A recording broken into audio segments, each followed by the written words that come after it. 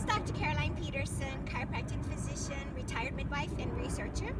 Today we're going to go over the Transversus Abdominus exercise. So this is an exercise that's from the Tepler method of treating the abdominal rectus diastasis. So that happens sometimes with pregnancy, where this whole middle part of your abdominal muscles will kind of unzip.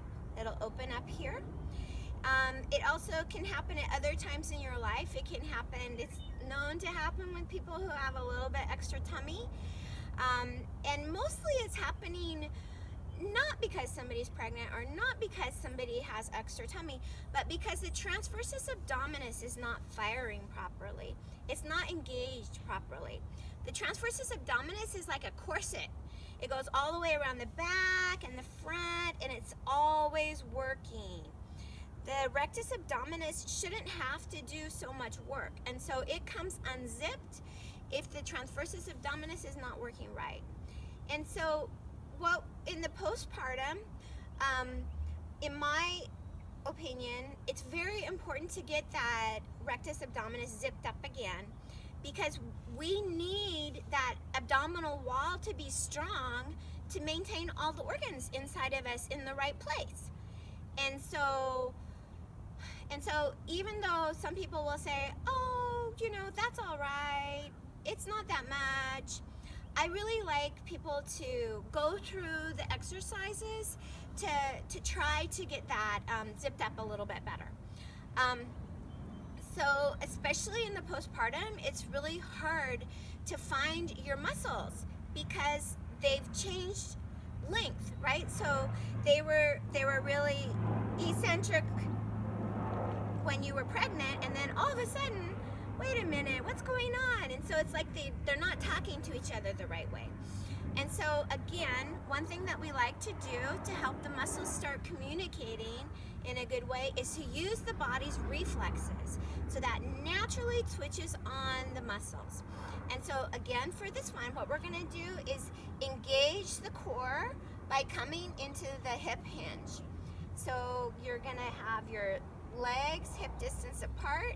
You're going to push back through the tail as you draw the pubic symphysis, the front of the pelvis, under. You're going to keep the nice curve in your back, and then right here, that's when I feel that whole transversus turning on.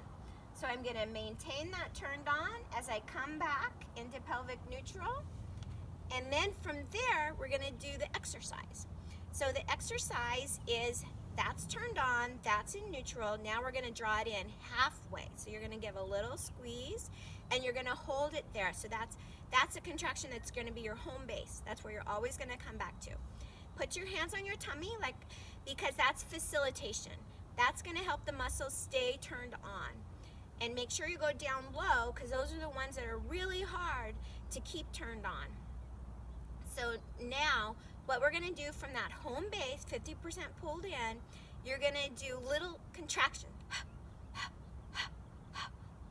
So that's pulling, pulling, pulling towards the spine. Pulling, pulling, pulling towards the spine. Yeah. And so you'll try to do 10 in a row, and then you'll take a break. So you could hear that I'm kind of pushing out with each contraction.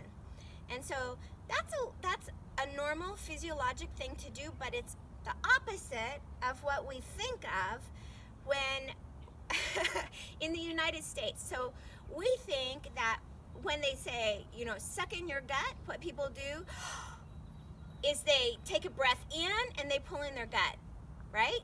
But that doesn't really make sense, because when you take in air, you're actually taking in more volume. And so that shouldn't make you skinnier. That should make you bigger, right? Because air is more than no air, right?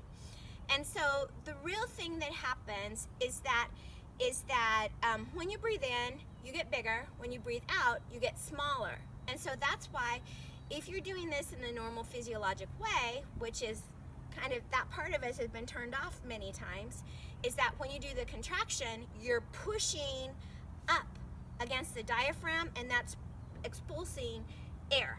So you do little puffs.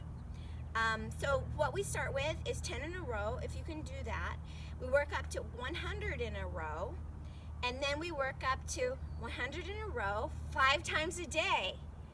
And the neat thing about this exercise is that you don't need anything for it. You don't have to do it standing. You can do it while you're driving your car.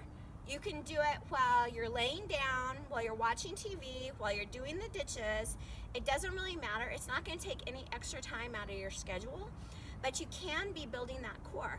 And like we were talking about before, when the core is engaged, the pelvic floor is going to be engaged. And that's going to make it way easier to heal all of this and to keep all the organs in place and to make sure that later on when you're 60 years old that you're not going to have a problem with incontinence.